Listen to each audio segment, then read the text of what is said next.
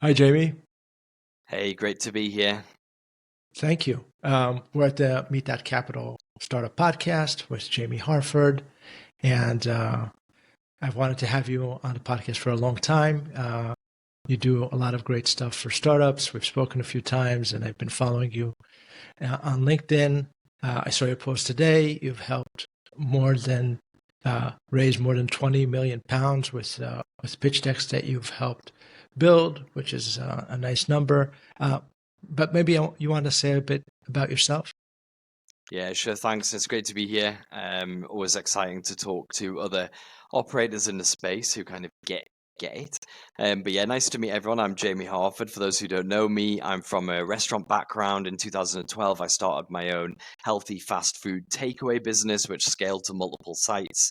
After that was acquired, I started an automotive business where I raised VC funding. In 2020, I did 13% of all successful crowdfunding raises in Europe, since raised tens of millions with entrepreneurs.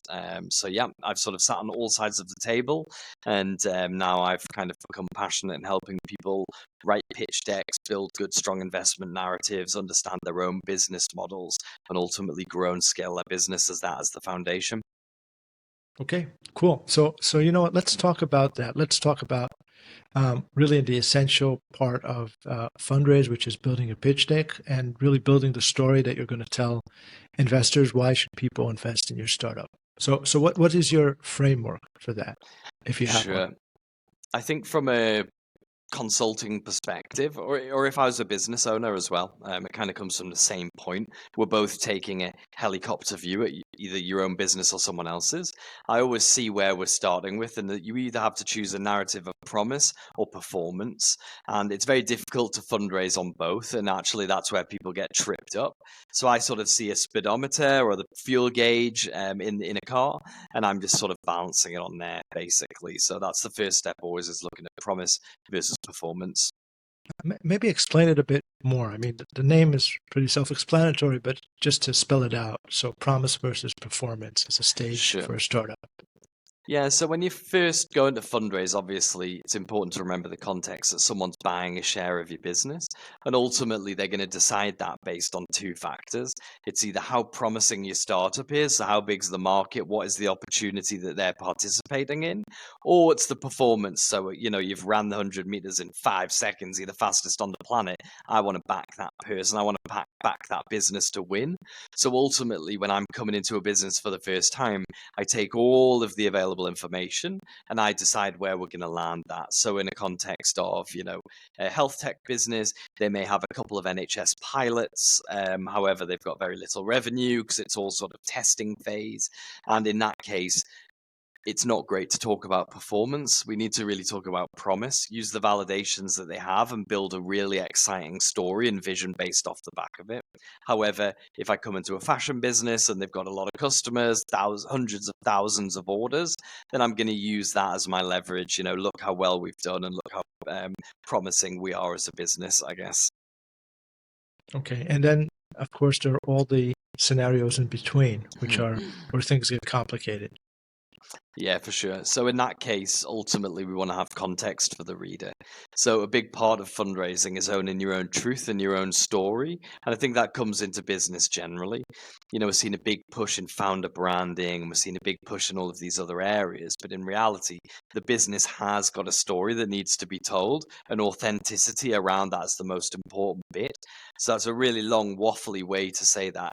If you're in that middle bit where, you've had some sales and they're not very good, or you haven't got a big promising story because you've kind of already launched and it's not there, then the most important thing to do is to tell your story authentically, how it is right now, what elements you can improve on, what elements can be scaled, because that's what an investor's looking for ultimately, the opportunity. And the opportunity normally lies in the scale. So, again, if you've only sold 10 apples and there's still 30 apples on the tree, you may be embarrassed because you've only sold 10 apples, but the investor will be looking to think, yeah, but we've still got 30 more to sell. And now I'm going to be a part of that and I can make money on the other 30. So there's always a balance there between the business and the investors' sort of motivations, I guess.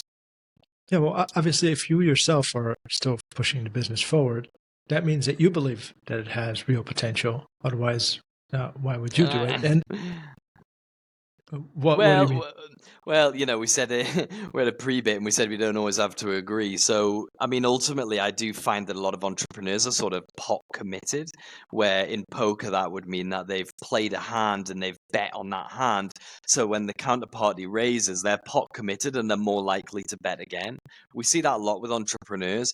They maybe have overcommitted in their first fundraising round and taken money from friends and family. The business hasn't performed well and they're kind of just going through the motions to not let other people down. So normally just being present and being at the table doesn't always mean that you're sort of committed.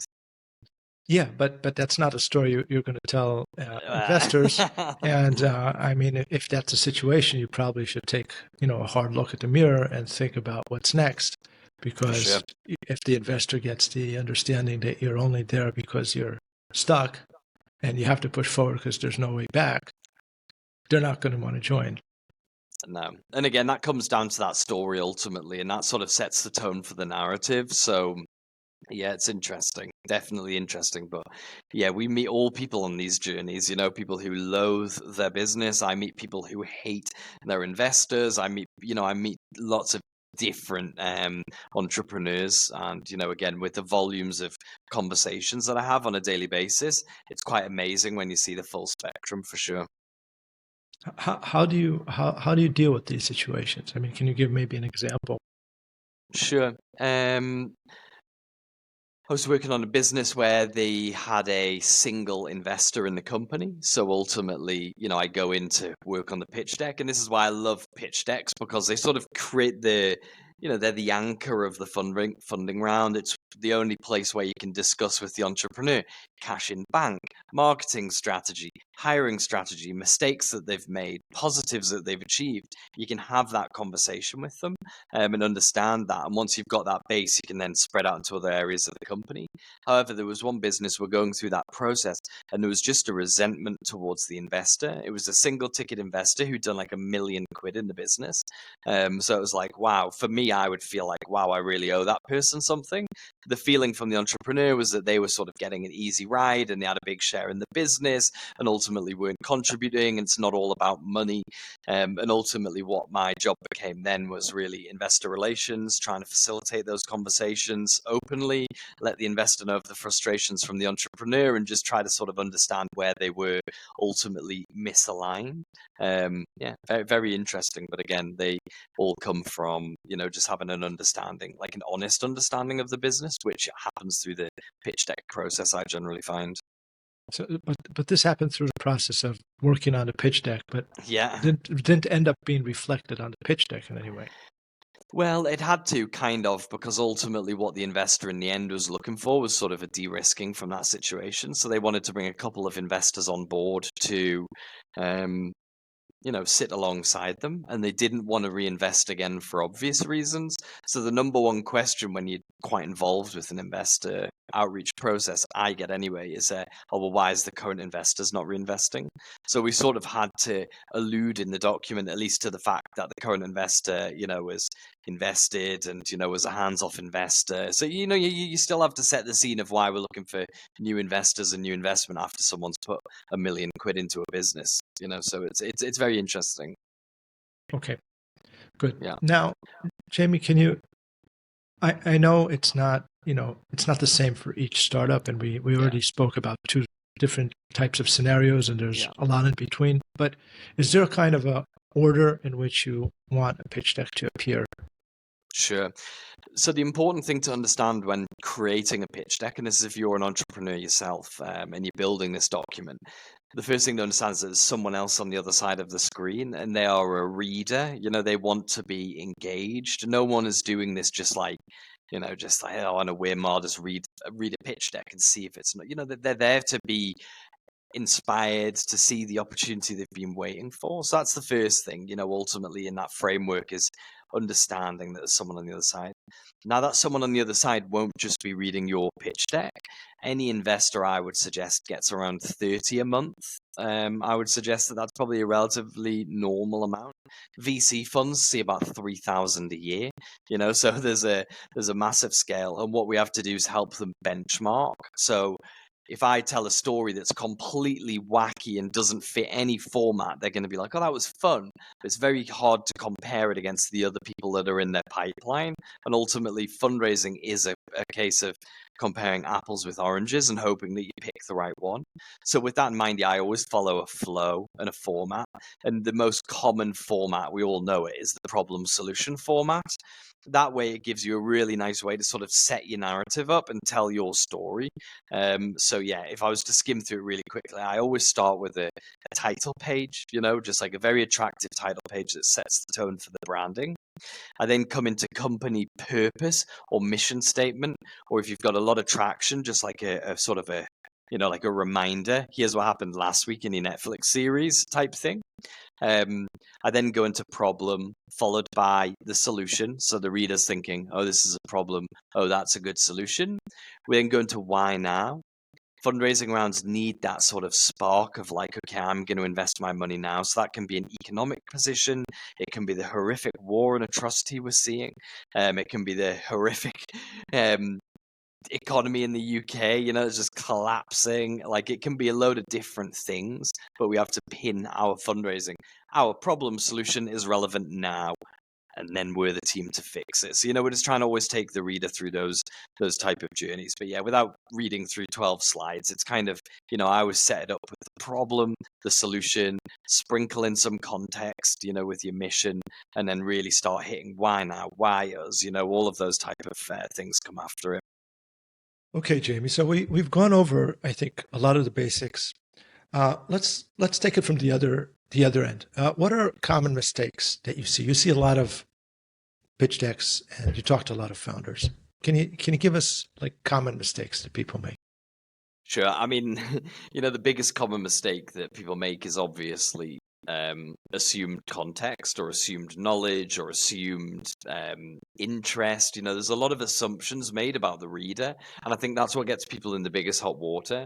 For example, say every slide has like a sort of a progress or summary slide, and they'll do stuff like 272% up, and like that's the figure there, and it's very difficult for an investor to look at something like that and get any meaningful output from it. So the big mistakes that people make, or for example, say I'm working in hydropower, or an odd sector that's not sort of on the tip of the tongue for these investors, they'll start using acronyms, or they'll start to use sort of industry specific jargon, or just expect that an investor will know what a venturi flow is. It's very difficult for investors who are going through documents.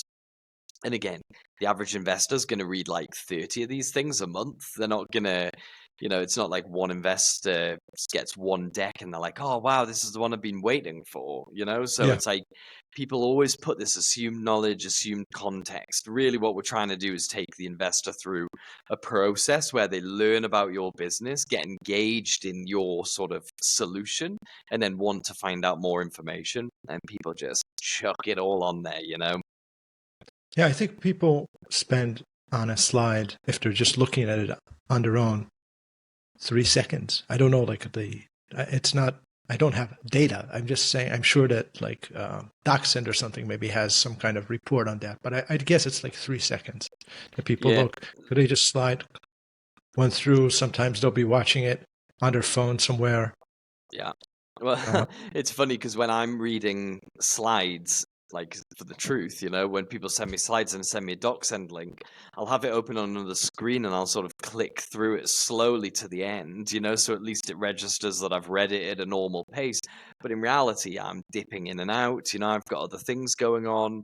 The actual DocSend data, by the way, is 150 seconds for a full pitch deck, so it works out at about 11 seconds a slide.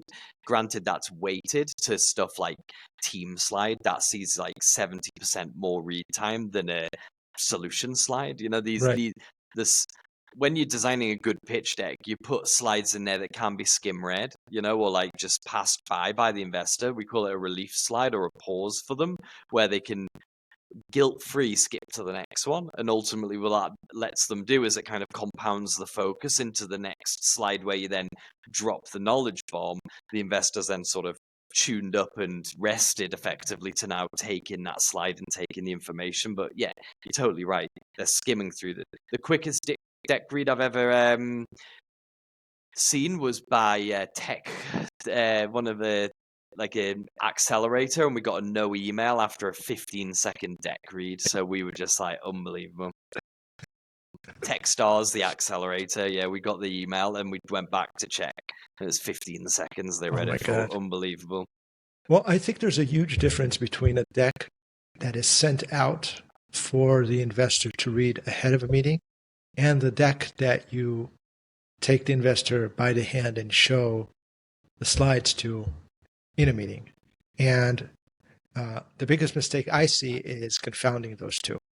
So a Well, deck that you show in a meeting can have three. much more context and can be have more slides, and it can be richer, and can have the assumption that you're there to explain what's Yeah, actually going on. or the other way, and treat a pitch deck like you would do a TED talk. A lot of these pitch calls that I go on, entrepreneurs sort of, as you say, use their pitch deck to present over the top of, and it's pretty heavy in terms of information. Whereas if you look back at where this all came from, presenting over slides, the likes of Steve Jobs, it was one image on a screen and he would talk around that image. If you go back to the old TED Talks, or even if you start watching science videos, physics lectures, it's normally a simple image that's quite descriptive, and then you talk over the top of it. An investor can't read the whole page that you've put on the screen, plus listen to you, plus take the context, plus everything else. So I believe in that specific circumstance you're describing, there should be an outreach deck, which is a teaser deck, which is sort of, traction, brand story, sort of a bit of a compelling reason as to why you're doing this.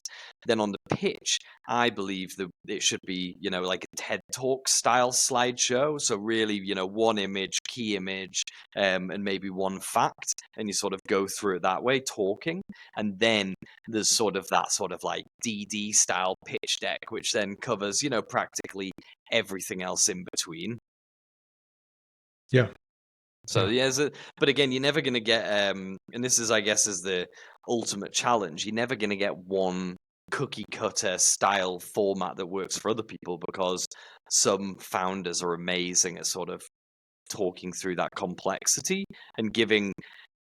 For example, we both know a mutual founder. We've both been to that pitch deck with her. The complexity she makes simple. So when she's talking through the complexity, you get assurance that, okay, she knows what she's talking about, so I don't need to really concentrate here. Whereas other founders, when they get to the complex areas, can start to really stick up, and it gives the investor a feeling of, okay, I'm going to need to make sure I know what I'm talking about here. So it's a lot about the presentation manner, a lot about everything else. But yeah, lots of pitch decks. I'm now for a client, I can make up to 5 pitch decks, which is crazy. A mobile version, a teaser, sort of a email version, the call version, the after call version, and then a sort of a semi version that we use to send to their network. So they always go, I'm going to introduce this guy. And I go, well, don't use the teaser deck. Use this specific one, because that'll give them context without me sending the initial intro message, the call. There's a lot that goes into it. So What's the difference between the teaser deck and a deck that you use to get an intro from? So the teaser deck ultimately has to tell a lot of context, and it mainly needs to get the person who is on the other side of it excited enough to take a call. Right. Now, when that person is passing a pitch deck to one of their buddies or their friends or their acquaintances, that person doesn't need to feel excitement. They need to feel the opportunity. They need to feel that, because it's already coming from a trusted source, so it's already of a level. So we don't need to spend all that time trying to get the reader to that level. It's already there. So now what we need to do is layer on context. We need to layer on the opportunity, how we make money, and how we've delivered so far. And if that person then goes, oh, Jim has sent me a deck, I've looked at it, seems like it makes money, I'll go off the back of Jim's referral. So it's again, it's like slightly different framings for the audience and how you've entered it ultimately.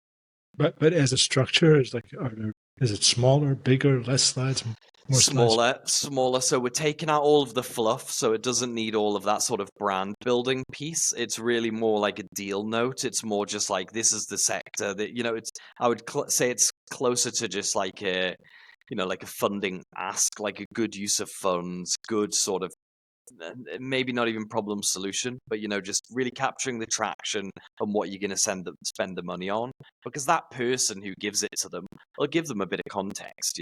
They'll and we're trying to keep it light. So yeah, this is light, 3-4 pages. It's more like a deal note. Hey, this is what I'm investing in.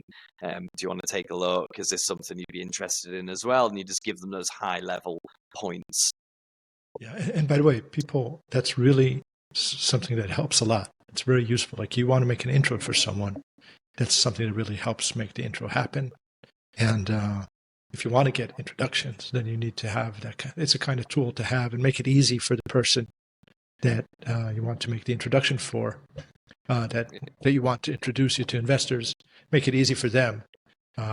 Prepare like the memo, the email, and like this small slide deck that you just described. Yeah, I think there are lots of like one of the best founders that I've ever worked with.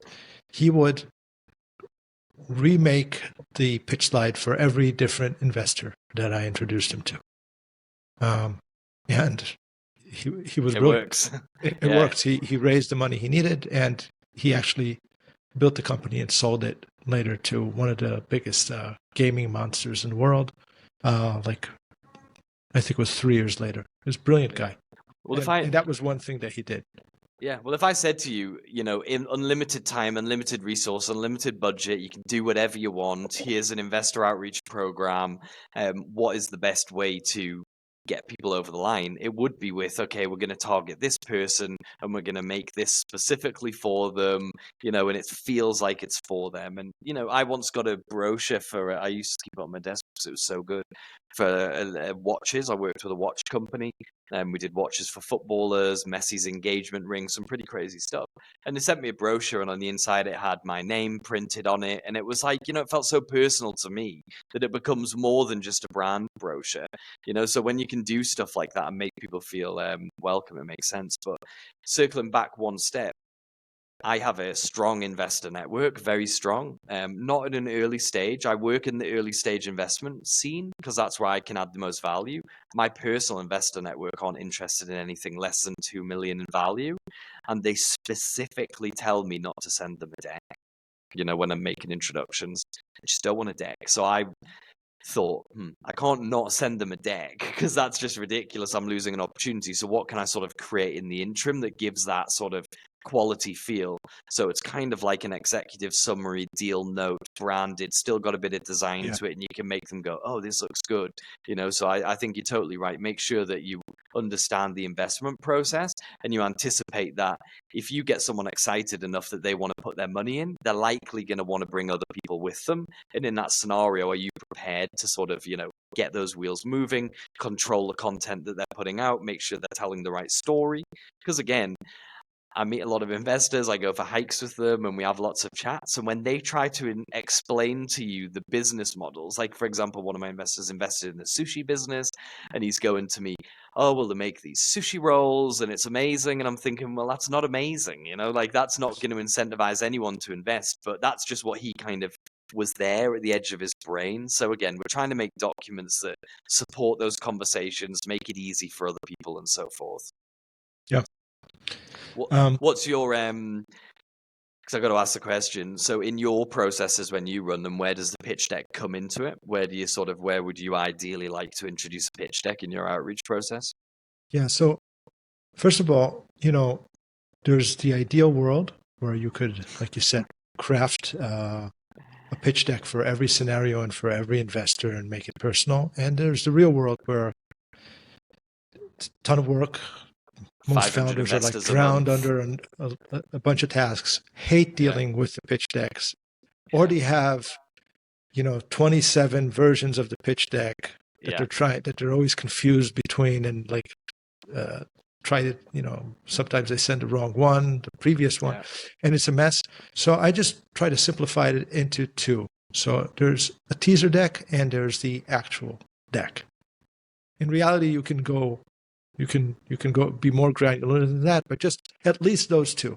So something that you send ahead of a call and something that you send either on the call or even better after the call. Like I think the first call maybe just if you're able to do that without presenting slides at all, just talking. I think that's the best way to do it. But after the call, there's already enough context for a full pitch deck, or that comes on the second. It varies, and it really depends on how it's handled by the founder during the meeting. But at least those two, those are so. And I don't. But very important is never just send a deck, not even the teaser deck, before the person on the other side has expressed at least a little bit of interest. So the What's teaser your deck. theory behind that? What's the theory behind that? First of all, I think, even though I'm Israeli, I think it's a bit too pushy to just shove the pitch deck into someone that might not even want it. Like you said, some investors hate seeing pitch decks. They see tons of pitch decks. They're bored by it. I think a proper way of dealing is first you say, hello, this is what we are. This is what we do.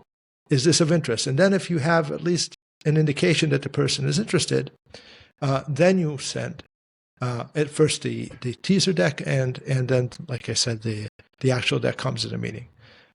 Part of it is also that I think from the beginning there's an exchange, there's a transaction that's happening. Before anything happened, the investor has funds, the founder has an opportunity, and there's kind of like a dance. And you can't, if the founder discloses too much about what they're doing, about what the opportunity is, then the magic is gone. The investor loses their curiosity, and the chances of that dance coming to a meeting is lower. So I think before you give out too much information, you give enough information to keep the other side interested, and then they have to give their intention to get more information. Yeah, I mean, when I look back at, so say if I go into a business and they've already got a flow going, and you have a look at the CRM, it's normally, contacted, replies, pitch deck sent, and then you get that huge drop off after pitch deck sent. And I guess that's the indicator that it's gone too early in the conversation. You've gave them all of the information, and it's just essentially give them too many doors to walk out of. There's just too many no's. Oh, I don't like this. I don't like that. Yeah, it's not for me. So ultimately, you need to get someone slightly more committed before you give them that massive amount of information, unless they're a proper professional investor and they're trying to benchmark you. But I would say for angel investors who make ad hoc tickets, as you say, when I go into businesses, a bit different from you. You sort of, you take what's there and you give them a bit of consulting and you sort of get them out in the market. I guess I'm kind of the step after that, where it hasn't necessarily worked, or sometimes a step before that, where they're building it from scratch. And again, I look for the no's and I close those doors, and I get all of the doors and I understand all of the doors and I close them all and shut them and make sure that an investor can't get out. But as you say, if you introduce that pitch deck at the wrong time, the whole thing's an open door for them to walk through. So yeah, I think we're agreed on that level. But yeah, as you say, every entrepreneur is different, and some send the deck and it works, and some don't send the deck and it works. So I guess it's just a balance ultimately. Yeah. Yeah, it depends on so much. It's, there's a huge difference between a very exciting startup in a hot market and what most startups are, which is not that great, and it's harder, and you need to do much more convincing, and then you have to be much more thoughtful about every step that you take to get to the next one. Have you tried investor outreach on other platforms, or like have you tried it on Twitter or X? Have you ever tried it on Instagram? Have you ever tried it on Facebook or Meta, or you just LinkedIn? We just do LinkedIn. Yeah. I think LinkedIn is amazing, but I don't know how it works on other platforms. If I guess another platform that the whole system could work on, it's probably Twitter. Yeah. Have you? The problem is the way that the inbox function works. So obviously with LinkedIn is you get to send a connection message, so you sort of get a profile view and a connection message, and ultimately when that gets accepted, as you know, it then creates a conversation which you can have with someone. If I reach out to Barack Obama on LinkedIn, he can read my connection message, and a little snip it and see, is that relevant for me? The problem with LinkedIn is you go into this, with Twitter is it's sort of hidden. So if I follow someone or try to connect with someone, they never see that. It's completely hidden. And the next thing is if you send a DM, it's not categorized in the same way. It can go into like unread folders and archived folders, and Instagram's the same. It goes into a message request folder, which is just amongst a load of spam. So you're never going Yeah. to there's a good chance you can capture Lewis Hamilton's attention on LinkedIn. On Instagram, you just don't stand a chance. So yeah, I'm kind of with you on that one. I haven't found I quite like email still, but email is really shooting long shots. So yeah, I think you and I both enjoy LinkedIn for outreach purposes. Yeah. Email is also constantly coming to new technical difficulties, limitations. That's just the sense that I get. We don't use email at all. It also has all kind of regulatory issues involved. So email can work. I mean, I know people do very well with email, um, but yeah, we're sticking to LinkedIn. I thought you were mostly doing email. I'm glad to hear that you're also using LinkedIn for your clients. Yeah, again, I'm in inverse funding is mainly is my business with Ivan, and I think Ivan's been on this pod, Yes. so people can go back and watch. But what Ivan and I built a link at Inverse, we kind of realized that trying to sell to the single startups is quite difficult. So we're actually now building a suite of tools specifically for fundraising advisors to sort of help them manage their clients better, which is the pain point that we've had. And then I do some one-on-one consulting. But again, I'm if I nail the pitch process and building those pitches properly, people can fundraise.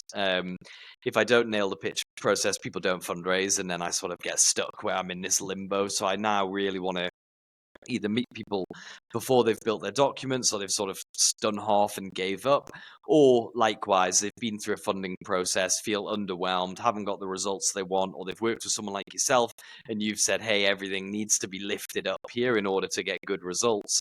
And then that's where I sort of can come in and sort of get everything to that next level.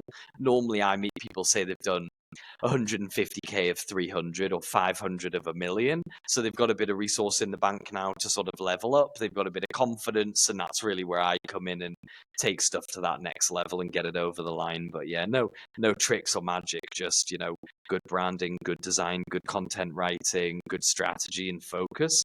Yeah, nothing crazy. Okay. Where should people reach out to you? Is LinkedIn the best place, or Yeah. your website?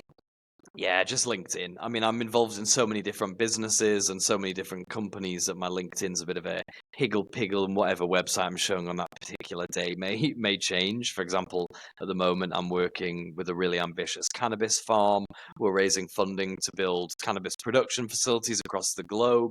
And yeah, so my LinkedIn's going to be branded a little bit towards that over the next couple of months because that's a project I'm a shareholder on. So it's something I'm excited about. So yeah, I'm still sort of active as a founder as well as, a consultant. But yeah, LinkedIn's great for me.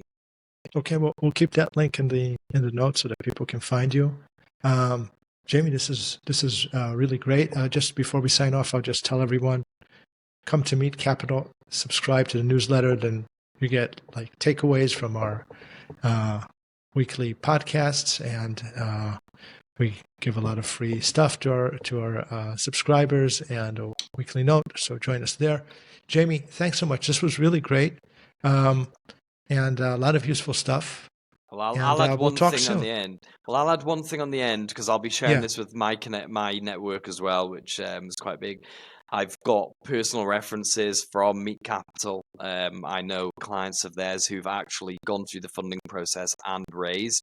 This is a process I do highly recommend. I recommend you get in touch with Meet.Capital and work with the team there. You'll definitely get you on your way in terms of LinkedIn fundraising. So appreciate your time. It's been great to chat. Thanks. Oh, Jamie, thanks so much for saying that. Thank you. And we'll talk soon. Cheers. Cheers.